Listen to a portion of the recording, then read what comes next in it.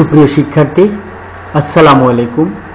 আশা করি তোমরা ভালো আছো এবং সুস্থ আছো এবং বাবা মায়ের কথা শুনে সামাজিক দূরত্ব বজায় রেখে তোমরা চলাচল করছো এবং নিরাপদ অবস্থানে থেকে তোমাদের কার্যক্রমগুলো তোমরা পরিচালনা করছো। আসলে তোমরা জানো যে এই কোভিড পরিস্থিতিতে পড়ে আমাদের সারা বাংলাদেশই নয়, শুধু সমগ্র পৃথিবীতে এক ব্যাপক ক্ষতির মুখে আমরা পড়েছি। তবে আসলে আমার কাছে মনে হয় যে সবচেয়ে বেশি ক্ষতিগ্রস্ত হয়েছে শিক্ষাঙ্গন। তোমাদের মতো শিক্ষার্থীরা যারা, তারাই সবচেয়ে বেশি ক্ষতির মুখে পড়েছে।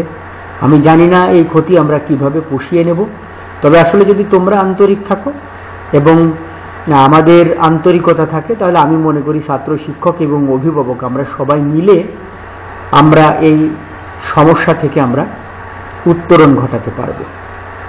তা যা হোক, ভবিষ্যতে আমরা সকল সমস্যার সমাধান করতে পারব এই প্রত্যাশা রেখে আমি আজকে তোমাদের বাংলা দ্বিতীয় পত্র ক্লাসে তোমাদেরকে আমি স্বাগত জানাচ্ছি। আজকের বিষয় হলো বাংলা দ্বিতীয় পত্র রচনামূলক অংশ। অর্থাৎ এই রচনামূলক অংশের মধ্যে যে অনুচ্ছেদ রয়েছে, তোমরা ইংলিশে প্যারাগ্রাফ লিখে থাকো, কিন্তু বাংলায় আসলে অনুচ্ছেদ তোমরা এ পর্যন্ত কোনোদিন লেখো নাই। কিন্তু তোমাদের সপ্তম শ্রেণী থেকে শুরু হলো অনুচ্ছেদ লেখা এবং তোমাদের জীবনে এখন যে কোনো মুহূর্তে এই অনুচ্ছেদগুলো লিখতে হবে। তা আসো আমরা কথা না বাড়িয়ে তোমাদের অনুচ্ছেদের মধ্যে আমরা যাই। অনুচ্ছেদ পাঠের উদ্দেশ্য, অনুচ্ছেদ কি তা সেটা জানতে পারবে, আর অনুচ্ছেদের লিখন কৌশল জানতে পারবে, আর অনুচ্ছেদে বর্জনীয় বিষয়বস্তু সম্পর্কে শিখতে পারবে। এটা হলো আমাদের শিখন কৌশল, শিখন ফল। তাই আমরা প্রথমে দেখি অনুচ্ছেদ, যে অনুচ্ছেদ এর কথা আলোচিত হবে সেই অনুচ্ছেদ আসলে কি জিনিস সেটা আমরা দেখি। বাক্য মনের ভাব প্রকাশের মাধ্যম, কিন্তু সবসময় একটি বাক্যের মাধ্যমে মনের সম্পূর্ণ ভাব প্রকাশ করা সম্ভবপর হয়ে ওঠে না। এই জন্য প্রয়োজন একাধিক বাক্যের। মনের ভাব সম্পূর্ণরূপে প্রকাশ করার জন্য পরস্পর সম্বন্ধযুক্ত বাক্য সমষ্টি হল অনুচ্ছেদ। কোন বিষয়, প্রসঙ্গ বা বস্তু সম্পর্কে অখণ্ড, সংক্ষিপ্ত অথচ স্বয়ং সম্পূর্ণ যে বর্ণনা তাকেই অনুচ্ছেদ বলে। ভালো করে বোঝো বাবারা, কোন বিষয়, প্রসঙ্গ বা বস্তু সম্পর্কে অখণ্ড, সংক্ষিপ্ত অথচ স্বয়ং সম্পূর্ণ যে বর্ণনা তাকেই অনুচ্ছেদ বলে। অনুচ্ছেদকে ইংরেজিতে প্যারাগ্রাফ বলে। তাহলে আমরা বুঝতে পারলাম যে অনুচ্ছেদটা আসলে কি জিনিস। অনুচ্ছেদ রচনার লক্ষ্য, কি কারণে আমরা লিখব? অল্প বাক্যে একটি অখণ্ড কলেবরে বক্তব্য তুলে ধরার যোগ্যতা অর্জনই অনুচ্ছেদ রচনার লক্ষ্য। ভালো করে খেয়াল করো বাবারা কথাগুলো। অল্প বাক্যে একটি অখণ্ড কলেবরে, অর্থাৎ মানে অল্প কিছু বাক্যের মধ্যে যেটা খণ্ড বিখণ্ড হবে না, মানে একটা সম্পূর্ণ অর্থ প্রকাশ পাবে, সেরকম একটা বক্তব্য তুলে ধরার যোগ্যতা অর্জনই অনুচ্ছেদ রচনার লক্ষ্য। অনুচ্ছেদের ভাষা, অনুচ্ছেদের ভাষা হতে হবে সহজ, সরল, মার্জিত, সাবলীল ও প্রাঞ্জল। এটা হলে সবাই যে তুমি যে অনুচ্ছেদটা লিখতে পেরেছো বা সেই অনুচ্ছেদটা তোমার কাছে বোধগম্য হবে, সেটা দুর্বোধ্য হবে না, সেটা কঠিন হবে না। তুমি সহজেই যদি লিখতে পারো, সেটা সহজেই সবাই বুঝতে পারবে। অনুচ্ছেদের প্রাণ হলো ভাষার বোধগম্যতা, অর্থাৎ ভাষার বোধগম্যতা। তুমি যে ভাষা দিয়ে অনুচ্ছেদটা লিখেছো সেই ভাষাটাই যদি সবাই বুঝতে না পারে, তাহলে অনুচ্ছেদটাও বা তুমি কোন বিষয়ে লিখছো সেটা বুঝতে পারবে না। তার ফলে তুমি যদি কোনো বিষয় নিয়ে অনুচ্ছেদ লিখতে চাও, তাহলে তোমার ওই বিষয়টাকে ফুটিয়ে তোলার জন্য সহজ, সরল এবং সুন্দর, বোধগম্য, যেটা সবার কাছে মানে শ্রুতিমধুর প্লাস সবাই যেন বুঝতে পারবে, এরকম কিছু শব্দ বা ভাষা তোমাকে সিলেক্ট করতে হবে। এখানে কঠিন, জটিল, দুর্বোধ্য ভাষা ব্যবহার না করাই উত্তম। হ্যাঁ, করা যাবে না একেবারে কখনোই তা নয়, তবে না করাটাই উত্তম। অনুচ্ছেদে থাকে প্রাসঙ্গিকতা, থাকে পরম্পরা। অনুচ্ছেদে বিষয়টিকে পরিপূর্ণতা দান করে।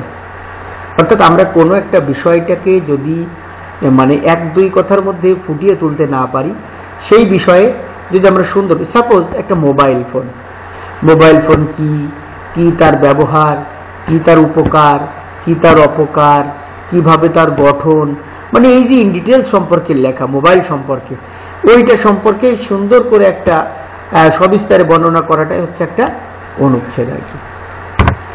আসো বিজয় দিবস। ধর আমরা বিজয় দিবস নিয়ে যদি একটা অনুচ্ছেদ লিখতে চাই, তাহলে আমাদেরকে কোন কোন জিনিসের উপরে খেয়াল রেখে একটা অনুচ্ছেদ রচনা করতে হবে। তাহলে আমরা প্রথমে আসলাম বিজয় দিবস কি, বিজয় দিবস কখন পালিত হয়, কেন পালন করা হয় এ দিবস, কিভাবে উদযাপিত হয় বা কিভাবে পালিত হয়, বা বিজয় দিবসের তাৎপর্য বা বিজয় দিবসের গুরুত্ব, এর সাথে নিজের কিছু সুচিন্তিত মতামত।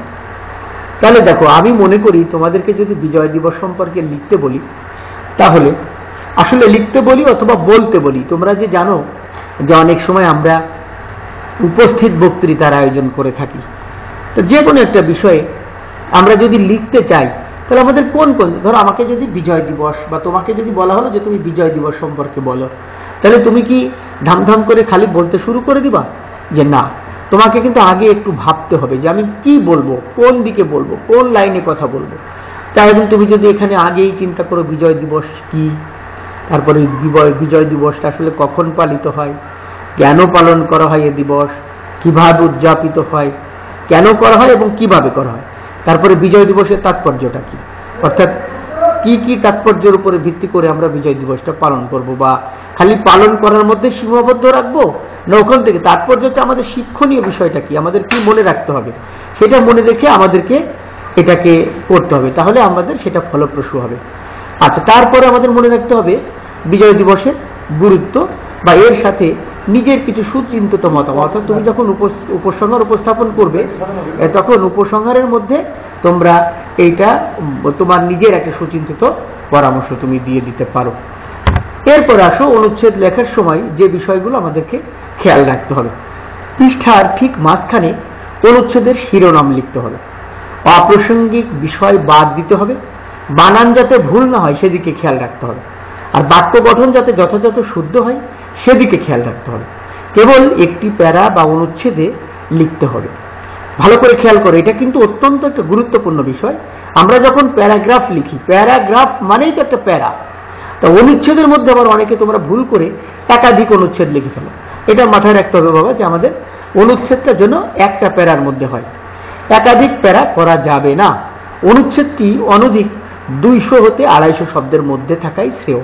যেমন ধরো তোমরা পঞ্চম শ্রেণীতে একটা রচনা লিখেছো, সেটাও কিন্তু 200 শব্দের মধ্যে, অথচ এখন একটা প্যারাগ্রাফই লিখতে বলা হচ্ছে তোমাদেরকে 200 শব্দের। অনুচ্ছেদের বিষয়ে বা অনুচ্ছেদ বিষয়ে তোমার নিজস্ব মতামত সম্পূর্ণ গুছিয়ে লিখতে হবে। তো এইটা হলো আমাদেরকে মনে রাখতে হবে অনুচ্ছেদ লেখা। অনুচ্ছেদ লেখার সময় যে বিষয়, তারপরে কি অনুচ্ছেদে একটি অনুচ্ছেদে কেবল একটি ভাবের প্রকাশ ঘটাতে হয়। অনুচ্ছেদ হবে নৈর্ব্যক্তিক রচনা, অর্থাৎ তোমার এখানে কোনো ব্যক্তিগতা থাকবে না। অনুচ্ছেদের ভাষা হবে সহজ সরল, অস্পষ্ট, ব্যর্থ বোধকতা বা আলংকারিক ভাষা ব্যবহার করা উচিত। অনুচ্ছেদের বাক্যসমূহের মধ্যে অর্থসঙ্গতি ও পরম্পরা বজায় রাখতে হবে। একই বাক্যের যাতে পুনরাবৃত্তি না ঘটে সেদিকে খেয়াল রাখতে হবে। অতিরিক্ত ব্যাখ্যা বা বড় কোনো উদ্ধৃতি না দেওয়াই শ্রেয়, তবে সংক্ষিপ্ত উদ্ধৃতি ব্যবহার করা যেতে পারে। যেমন ধরো আমরা এইগুলো মাথায় রেখে যদি আমরা একটা অনুচ্ছেদ লিখতে চাই, যেমন অতিথি পাখি, দেখো এটার মাঝখানে ঠিক হেডিং দেওয়া আছে বা শিরোনাম দেওয়া আছে, হাজার হাজার মাইল পথ পাড়ি দিয়ে প্রতি বছর শীতকালে পৃথিবীর বিভিন্ন স্থান থেকে অতিথি পাখি এদেশে আশ্রয়ের সন্ধানে আসে। তাহলে দেখো আমরা প্রথমে বুঝতে পারলাম যে কি, যে অতিথি পাখি বলতে আসলে আমরা কি বলতে চেয়েছি, বা সে অতিথি পাখি এসে আমাদেরকে প্রকৃতির কি কি সৌন্দর্য বৃদ্ধি করছে, বা তোমার বা এই অতিথি পাখিদের সঙ্গে আমরা আসলে কেমন বিহেভ করছি, বা আমাদের কেমন বিহেভ করা উচিত, বা আমাদের যে ভালো বিহেভটা করা উচিত সেটা কেন করা উচিত, বা এটা আমাদের প্রকৃতির জন্য কতটুকু উপকার বয়ে আনে, আমাদের কোনো ক্ষতি করে কিনা। তাহলে বা এখন এই অতিথি পাখিদেরকে রক্ষা করার জন্য আমাদের রাষ্ট্রীয় বা সামাজিক বা ভাবে আমরা কি কি পদক্ষেপ গ্রহণ করতে পারি, মোটামুটি তুমি যখন একটা জিনিস লিখবে তখন এই সমস্ত জিনিসের উপরে ভিত্তি করে খেয়াল করে লিখতে হয়। তাহলে দেখো যে বিজয় দিবস, এটাও নিয়ে আমরা এখানে একটা লেখা আছে, বা ইন্টারনেট, আমি এগুলো তোমাদেরকে বলে দিতে চাচ্ছি না, শীতের পিঠা, তারপরে ইত্যাদি ইত্যাদি। তাহলে এই জিনিসগুলো তোমরা, আমি যেগুলো বললাম, শীতের পিঠা, বিজয় দিবস, অতিথি পাখি এবং ইন্টারনেট, এই অনুচ্ছেদ তোমরা বাসায় বসে বসে সুন্দর করে লেখার চেষ্টা করবে এবং শিখবে। তাহলে আমি তোমাদের প্রতি অনুরোধ করব, তোমরা বাসায় বসে বাবা মায়ের সুন্দর করে কথা শুনবে এবং তোমাদের পড়াশোনাটাকে চালিয়ে যাবে।